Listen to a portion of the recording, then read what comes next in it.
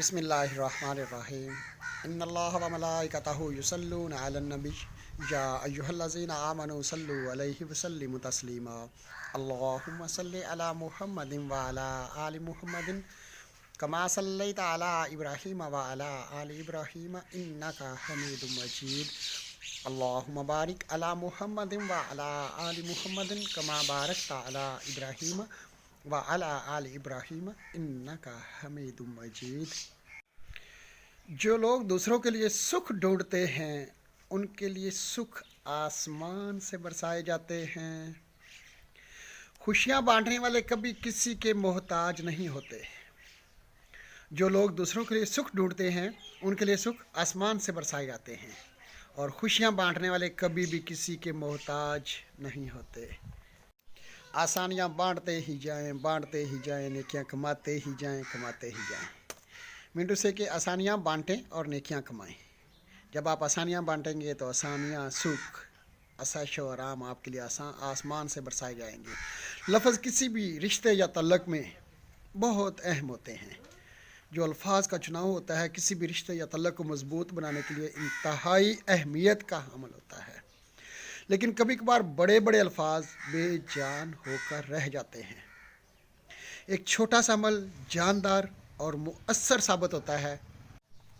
तो आज का हमारा टॉपिक एक छोटा सा अमल जानदार और मुअस्सर साबित कैसे होता है, इसकी एक मिसाल आपके सामने पेश करते हैं।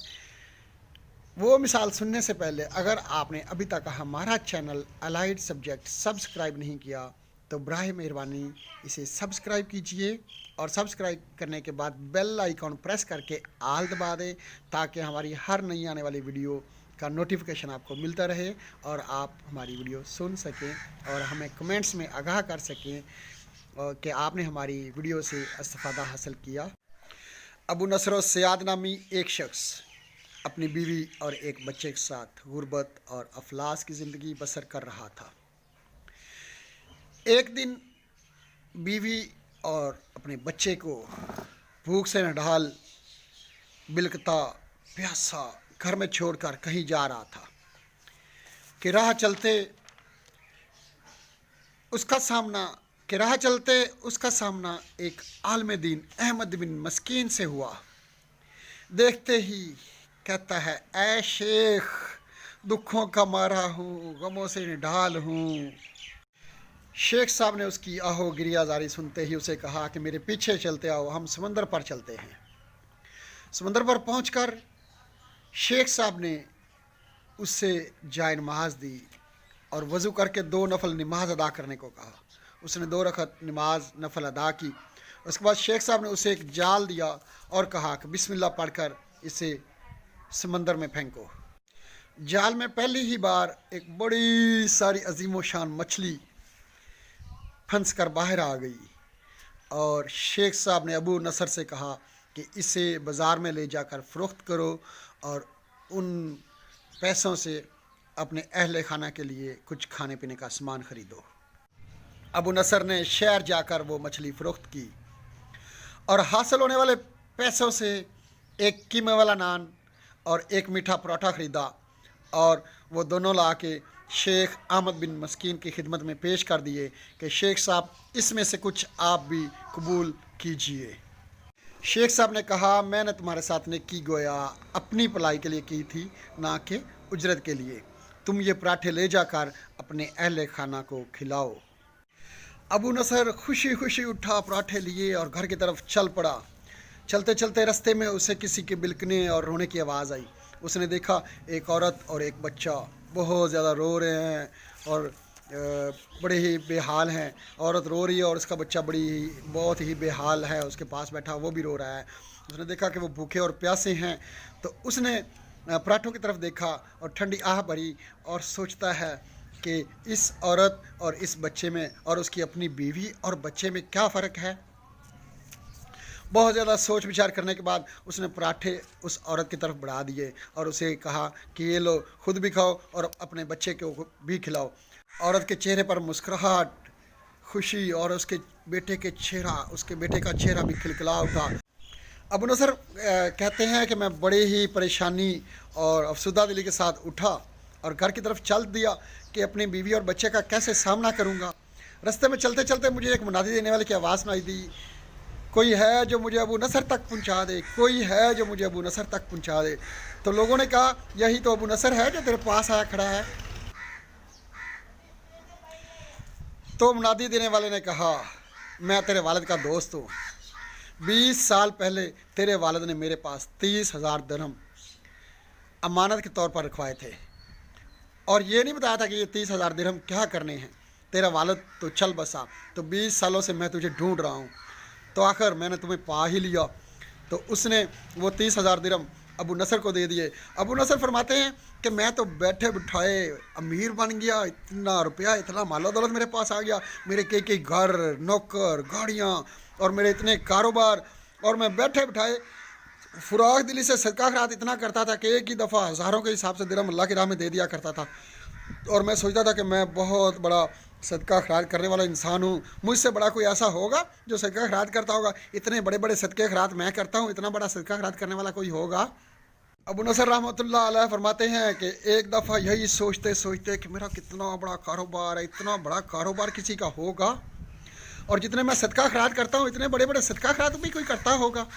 ابو نصر یہ سوچتے سوچتے کہتے ہیں کہ میں سو گیا، اور سو گیا تو میں خواب دیکھتا ہوں۔ خواب میں کیا دیکھتا ہوں؟ خواب میں دیکھتا ہوں کہ حساب و کتاب کا دن آن پہنچا ہے، حساب کتاب ہو رہے ہیں، لوگوں کے حساب کتاب ہوئے جا رہے ہیں، منادی دینے والا منادی دے رہا، ابو نصر کو لایا جائے، ابو نصر کا حساب کتاب کیا جائے، تو مجھے لایا جاتا ہے، میرا حساب کتاب کیا جاتا ہے، ایک ترازو قائم کیا جاتا ہے، ترازو میں ایک طرف میری نیکیاں، ایک طرف میرے گناہ رکھے جاتے ہیں، تو میرے گناہوں والا پلڑا بھاری ہو جاتا ہے۔ ابو نصر کہتے ہیں کہ میں نے کہا کہ میں نے اتنے اللہ کی راہ میں صدقات اور خیرات دیے ہیں، کہاں میرے صدقات خیرات لاؤ، وہ بھی نہیں اس نیکیوں والے پلڑے میں رکھو تاکہ میری بخشش اور نجات ہو جائے۔ تو منادی کرنے والے نے پوچھا کہ ابو نصر کے صدقات اور خیرات ہیں تو لاؤ بھائی، رکھو نیکیوں والے پلڑے میں۔ ایک فرشتہ میرے صدقات جو میں نے ہزاروں کے حساب سے دیے تھے سارے اٹھا کر لے آتا ہے اور نیکیوں والے پلڑے میں لا کے رکھ دیتا ہے۔ ابو نصر کہتے ہیں ہر 1,000 درہم کے صدقہ کے نیچے میرے نفس کی شہوت، میری خود نمائی کی خواہش، یعنی کہ جو میں کہتا تھا میں بڑا ہی زیادہ اللہ کی راہ میں صدقہ دینے والا شخص ہوں، وہ میرے نفس کی شہوت اور میری خود نمائی کی خواہش کہ میں تو بڑا مشہور انسان بن جاؤں گا،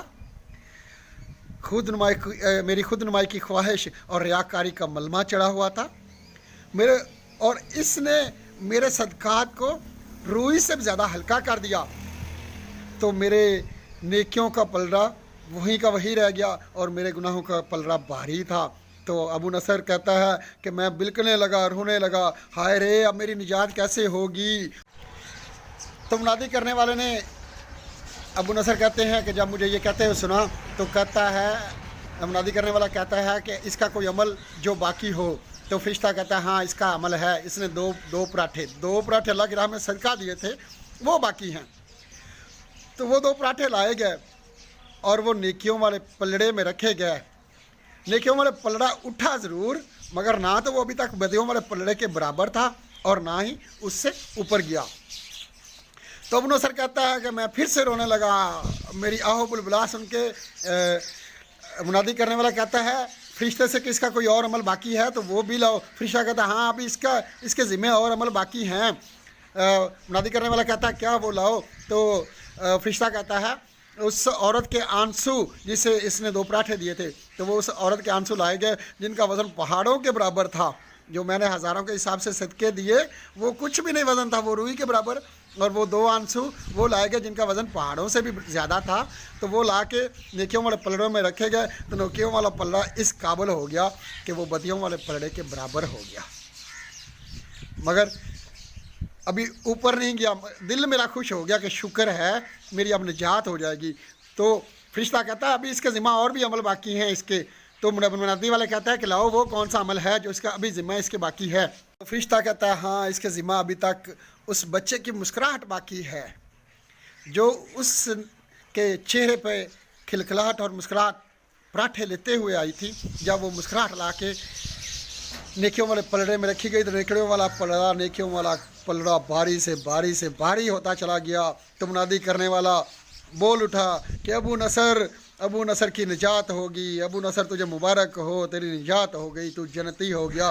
تو ابو نصر کہتا ہے میری آنکھ کھل گئی اور میں نے اللہ کا شکر ادا کیا کہ میرے اتنے بڑے بڑے صدقہ خیرات، اتنی بڑی بڑی نیکیاں کسی کام کی نہیں، ان کا وزن صرف روئی کے برابر رہ گیا، کیونکہ ان میں میری ذاتی خواہشیں شامل تھیں، میرے نفس کی خواہش شامل تھی، میرے اندر کی ریاکاری شامل تھی، مگر وہ دو پراٹھے جو بالکل کسی مقصد کے لیے نہیں دیے گئے تھے، جو صرف اللہ کی رضا کے لیے دیے گئے تھے، ان دو پراٹھوں کی وجہ سے میری بخشش ہوگی۔ اور وہ دو پراٹھے، ان کی وجہ سے وہ جو دو عورت کے آنسو تھے، ان دو آنسوؤں نے پلڑے کو باری سے باری اور بچے کی مسکراہٹ نے۔ تو ہمارا آج کا ٹاپک یہی تھا کہ کبھی کبھی بڑے بڑے الفاظ، بڑے بڑے کام بے جان ہو کر رہ جاتے ہیں، اور ایک چھوٹا سا عمل، چھوٹے چھوٹے الفاظ بہت ہی مؤثر ثابت ہوتے ہیں۔ تو دوستو، آپ سب سے درخواست ہے کہ کبھی بھی چھوٹے چھوٹے عمل، چھوٹے چھوٹے الفاظ نہ چھوڑیں، یہ سوچ کر کہ یہ چھوٹا عمل یا چھوٹے الفاظ میرے کیا کام آ سکتے ہیں، اور کبھی کبھی وہ چھوٹے چھوٹے الفاظ آپ کے لیے ایک پہاڑ کی طاقت بن سکتے ہیں، اور چھوٹے چھوٹے عمل آپ کی بخشش کا ذریعہ بن سکتے ہیں۔ دعا ہے اللہ ہم سب کو اپنے لیے، اپنی فیملی کے لیے، اپنے عزیز و اقارب کے لیے اچھا بننے کی توفیق عطا فرمائے۔ والسلام۔